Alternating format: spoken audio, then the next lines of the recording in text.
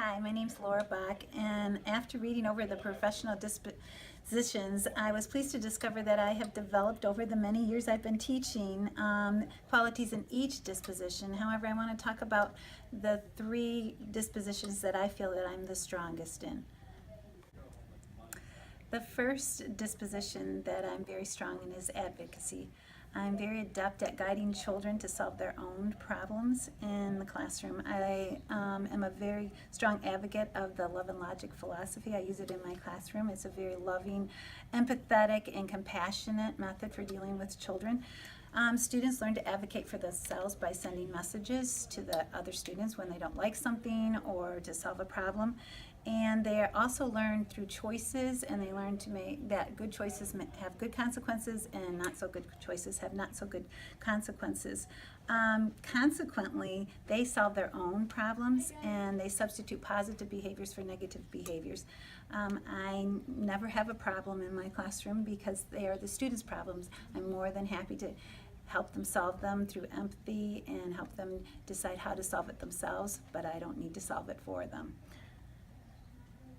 The other part of advocacy is to giving back to the teaching profession. The last 10 years I have been hosting student assistants in my classroom from Grand Valley State University. The past 2 years I've participated in our year-long student teacher program, and I also have gone back to become a Love and Logic facilitator. I've taught our staff Love and Logic, and I've also given workshops in New York State. My teaching partners and I also teach the teacher assistant seminar and do an overview of Love and Logic for Grand Valley State University as well. Another disposition that I'm very strong in is compassion. I feel it's very important to look for the good in every child. I feel that there is good in every child and that it's my job to bring out that goodness in them. My job is to make a positive relationship with every student in my classroom. I find that if children don't feel safe and they don't feel loved, they are not going to learn anything, no matter how creative I can be. So I try really hard to make sure every student has that connection with me. I greet everybody at the door every single day. We have community sharing circle to make sure that we find out about kids inside school and also outside of school.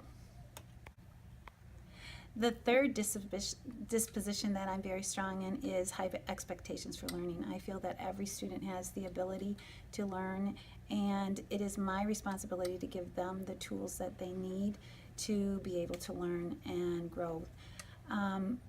Sometimes the normal tools that work with all other kids don't work for a particular student, so it's my job to make sure that I find a different method, a different modality, or a different way that they learn in order for them to be successful. I also need to be very conscious of developmental things that go on with students, because not all kids develop at the same rate, and I need to be conscious and make sure that I'm meeting kids at their level and their needs. The disposition that challenges me the most is curiosity. I struggle with trying new things that I haven't seen through research or in the classroom that I know that work. I have lots of things that already work, and when new initiatives come along, it's really hard for me to jump on that bandwagon and say, okay, I'm going to try this, even though it hasn't been proven effective to me yet. I need to be a little bit more open. I'm getting much better at watching my colleagues, and when I see them do it, I know that it works well with kids, so I'm more apt to do that.